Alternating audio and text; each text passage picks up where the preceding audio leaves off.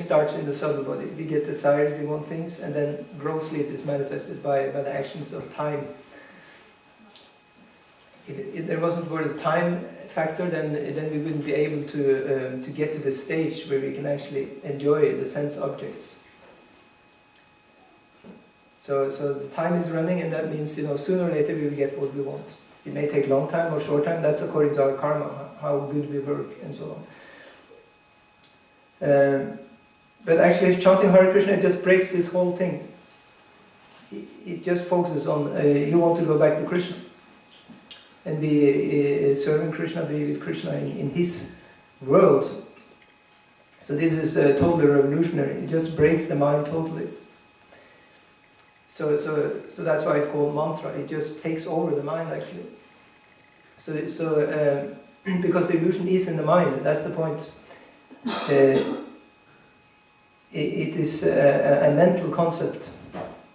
This whole material world is a mental concept. So if the mind is just starting to get into the service mood, to want to serve Krishna, then actually we can get back to spiritual life. Because the mind can be turned. It can be turned by this practice. Mysteriously enough, of course, I cannot understand how this works, but some or other things are happening when we chant Hare Krishna. It is. So, and definitely it gets you into the mood of purification, which you were not in before, maybe so much, because you chant Hare Krishna, and then you also you want to engage in some service to Krishna. Actually, you chant Hare Krishna, you get to know who is Krishna. First of all, you get to read, you get to hear something from the books of Krishna, like this. So it just starts off the whole thing. Actually, explain it is a progression. It starts from Nama. Nama is the first. You hear the name of God, Krishna, and you don't know at all who is this Krishna. I don't know. And then the next thing is Rupa. Then you see the form of Krishna. Look, here is Krishna. He has a form. He's playing a flute. Okay, now it's something more tangible, and then you learn about Guna, his qualities. Who is he? He is God. He has these different good sides. He's the best friend. He's living in our hearts. He was behind the creation of this world. He's controlling everything. He's even in the atom. He's keeping everything together in the atom. He is the God particle, which they speak about. They try to find. He use billions and billions of the taxpayers' money to crush atoms. Without success, of course, because the God particle is non-material, it is spiritual. So they will go on forever like this thing, because they can only see matter. So you can never get to, you just become smaller and smaller, the particles they crush, but this will just go on forever. If they don't get to their senses, then they will just keep on using the taxpayers' money, millions and millions they use. So this is called, stupidity. This is what's going on today. So instead of just looking at one page in the Bhagavad-gita where Krishna says, I am God, and I'm 100% spiritual, that will solve the whole problem. So like this. So we can take a look at the different persons mentioned here. Because after all, Bhagavad-gita is a book to be studied. It's good to know, to learn how the world is functioning by information which is given to us. We have another way of understanding how the world functions by trying to find it out by empirical knowledge, that is by the experimental way. And this is the mode of operation in today's world. So that's why I have all these universities educating people to become PhDs, doctors, experts. And you have this whole thing about machines being created to try and explore the world like this, but actually it doesn't reach that far. It doesn't reach to even, what to speak of God, it can't reach even to the demigods, these machines which people are using time to create, because the demigods are also above the level of machinery and knowledge. So that's why if you don't go to the scriptures, the Vedic scriptures, then you cannot understand that there are gods operating this whole world. and we will forever be in gross darkness. We don't know anything what goes on. So starting with Bhagavad-gita, we get some preliminary information about the gods which operate this material world, and also the different energies which are in action. Like this. So in other words, there are two ways of getting knowledge. One is the ascending method. Ascending means that we accept knowledge. We accept that actually somebody is giving us knowledge. So that's a totally different approach than trying to get knowledge. That's a different approach, and that's why Westerners have a hard time. I mean, most of us we have a hard time because it's like the Western mindset is that I will learn, and I am becoming a master and PhD and all this, and we're all the whole world is we're learning more and more about the world. But we're only learning more about the 5 elements: earth, water, fire, air, and ether. You don't get beyond that. But the Vedas are giving information on what is beyond our sensory perception. So that's not so bad now. If we want to know about something higher, we have to go beyond the senses. That's the point. And we can easily do that because, after all, we are spiritual souls. So we can understand this. So the first point is actually to break free from this gross ignorance that we have in this materialistic society, where we're just confined to a limit of 5 elements: earth, water, fire, air, and ether, and that's it. Everything that there is nothing beyond that. This is the grossest platform of life, and that's why I said that if actually you don't go to the Vedas and get a little bit enlightened, then your next life you are heading for the animal species. It's a fact, because we have this human form and we have a chance to understand more of life. So if you don't take it, you say, no, I don't want to have anything of this Vedas or Bhagavad-gita, I don't believe in this.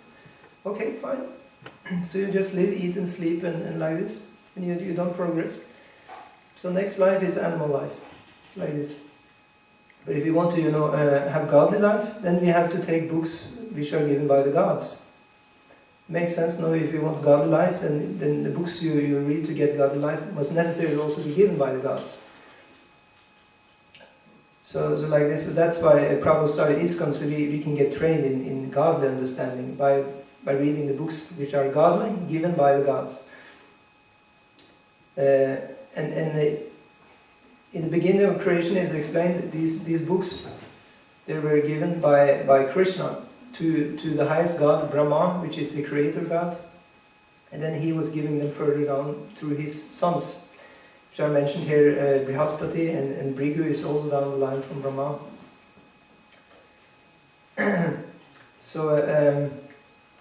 So Kartikeya also is controlling all the energy which has to do with warfare. And then you have Himalayas. This is also there are many revolutionary things explained in the Vedas. We're not afraid of mentioning these things because God is not a boring person. Actually, life is very wonderful and fantastic if we just open our minds to this. It's not that we are fantasizing or speculating something of our own. All these things are given by Krishna. So there is actually there is immovable and there is movable mountains. So actually, it's explained that mountains before you could move them. Actually, they were moving themselves. Actually, the mountains were persons. Like this, they were flying even. It's explained, flying mountains. They had wings. So like that is explained. And in that way, Krishna is having very wonderful pastimes. He's very humorous character. Krishna, when God wants to have fun, he has fun with the big F. He has big time fun. So in his leelas, his pastimes, there are flying mountains with wings and so on. These things are going on, and one can read about these things. And you have Brihaspati. He's also He's also a very, very great person in all respects. He's in chief with this energy which gives enlightenment actually. So it's explained that whenever we are heading for spiritual enlightenment, we are favored by Brihaspati, who also is called Guru. He's the Guru principle in the material world. Actually, all energies, they are controlled by different gods. So in astrology, it's explained this is he's in charge of this planet, called Brihaspati or Jupiter, like this. And then Indra, he's the chief of all the kings, Prabhupada says here. He's the king of kings because he's the king of the heavens. He's the heavenly king. There are so many stories about Indra which tells that even if you are king of heaven, you're enjoying life like anything. With heavenly pleasure, still you have to suffer, because so many stories about Indra, he's suffering like anything. So by all these stories, we can read, we can understand that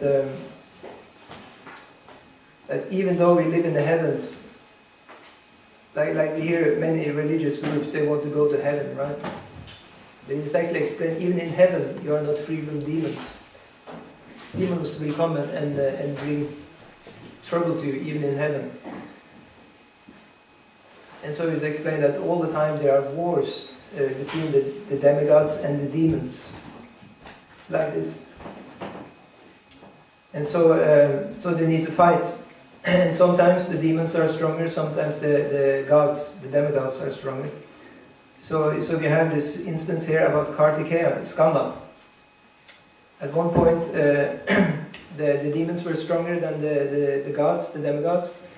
So then Indra, he was thinking, actually I need a great commander-in-chief for my demigod army.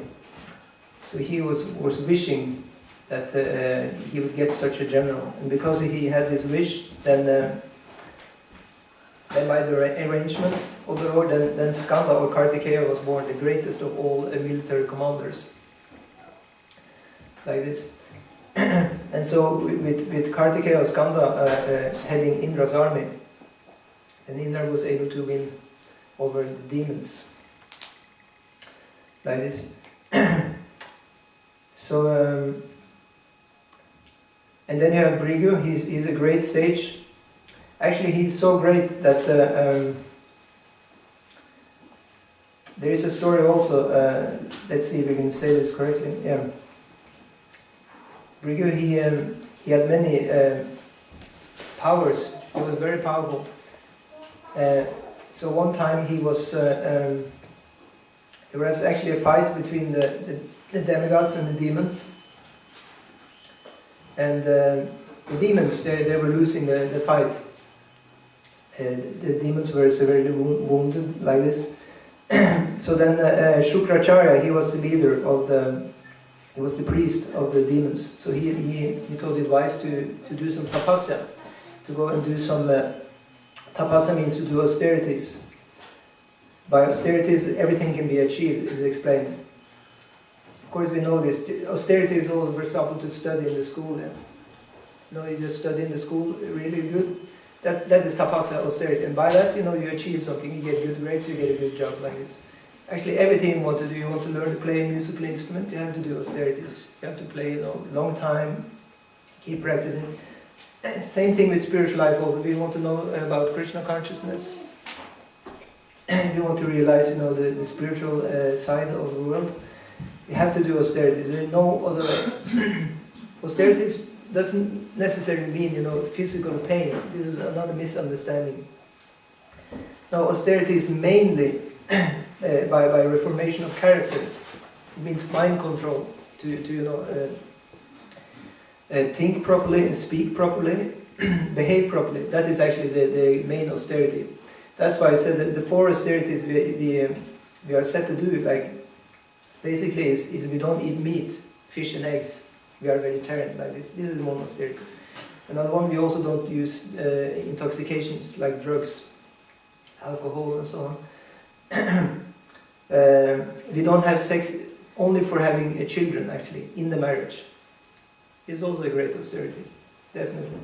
And then The last one is no gambling. We are not interested in getting more money like this, because if you are really into getting more money by gambling, sports with money, then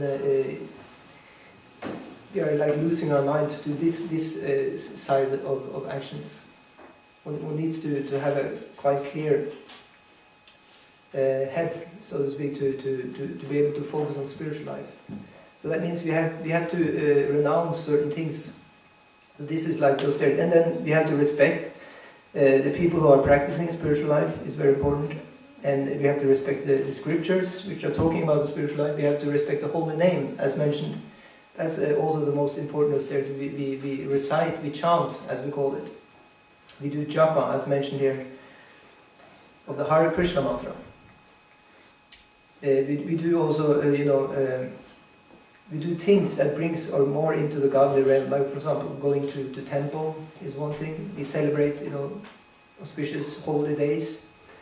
So this is the tapasya. It's not. We don't speak about sitting in yogic posture and controlling your breath and stopping eating and like this kind of thing. No, it's not required. In this age, it said the austerity is actually very simple. It's just to say the name of God, just utter the name. So the name of God is Krishna, and Hare is also connected to Krishna, because Hare is Krishna's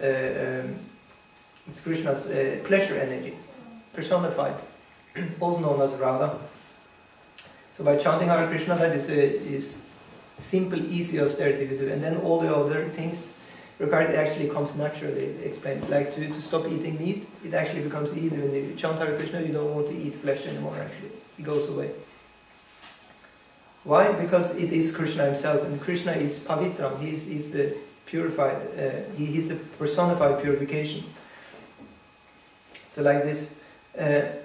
Yeah, so back to the story. So Shukracharya, he did some austerities for getting something called Mritya Sanjivani.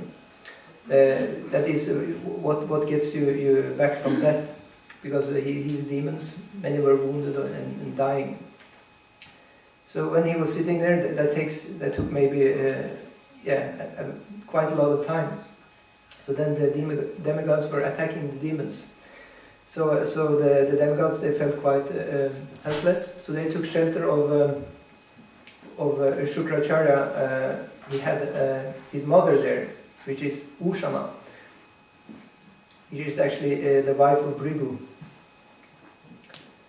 And she is also very powerful, like her husband. So she had a very nice mystic power. She was able to freeze the demigods. The demigods were going to attack the demons, but since they took shelter of Ushana, the wife of Brigu, then they were stopped. Indra, he was freezing. He couldn't do anything. Like this. So then the demigods, they felt they felt also very weak, like this. And so they went to Vishnu and asked, what can we do? Our Indra, he has stopped, and Indra, is our most powerful fighter. What can we do? So Indra, he was made immovable, in other words, as we hear about immovable things. So then what happened was Lord Vishnu, he came to help the demigods. But Lord Vishnu, he hesitated a little bit to stop Ushana, because Ushana is a woman and one is not supposed to kill a woman. You understand? There is no other way to stop, because now the demigods were being tortured by the demons, because their leader was frozen like this. So the demigods were suffering, and that Vishnu, his main thing is to protect his devotees. So that also means that when we are in trouble, when you try to become a devotee of Krishna, you try to become a good person, what is the first thing that happens? The demons will attack you. Usually, you're tested for your devotion.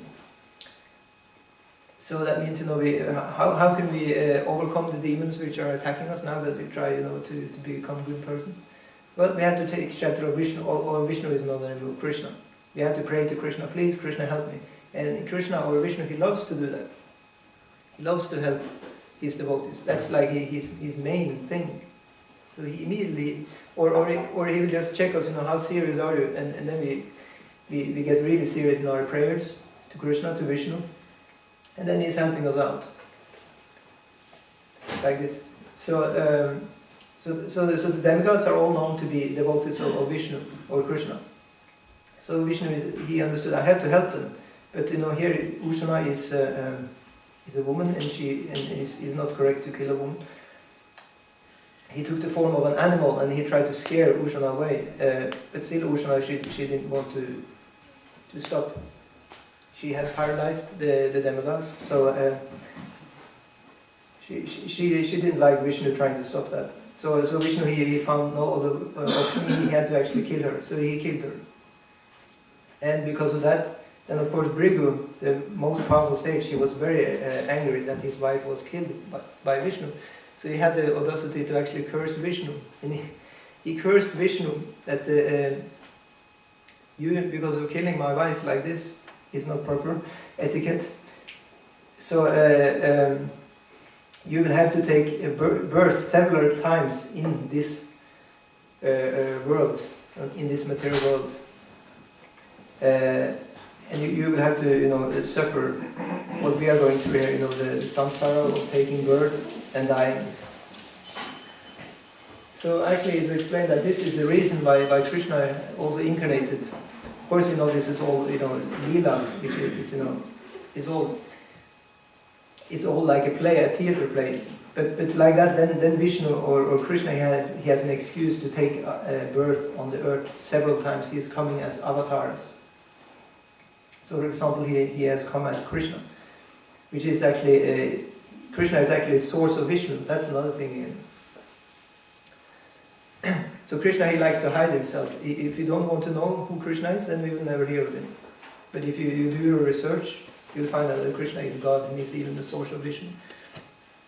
So like that, so Brigu is quite an important person for us here, because this is like the instrumental reason. There is like, this instrumental reason means, this seeming reason was that Brigu, he cursed Vishnu, that you had to take birth several times on earth. So that's like the instrumental reason why Krishna came and spoke the Bhagavad-Gita actually. Like this. Okay, now we're stopping it. Yeah, thank you. Sorry. So, and then Krishna, he's giving us the process, how to approach him, and that is by chanting his holy names. So that's what we are going to do now. So thank you for listening, and if you have any questions, then we have questions and answers. Just a short half an hour in the room down there, if you're interested, in the office. Okay, thank you. Hare Krishna.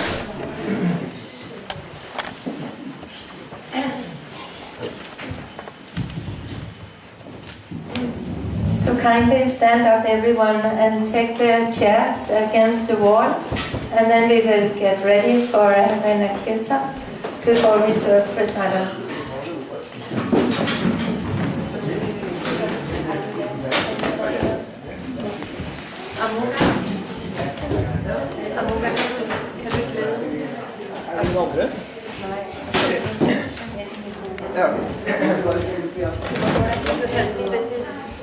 Ja.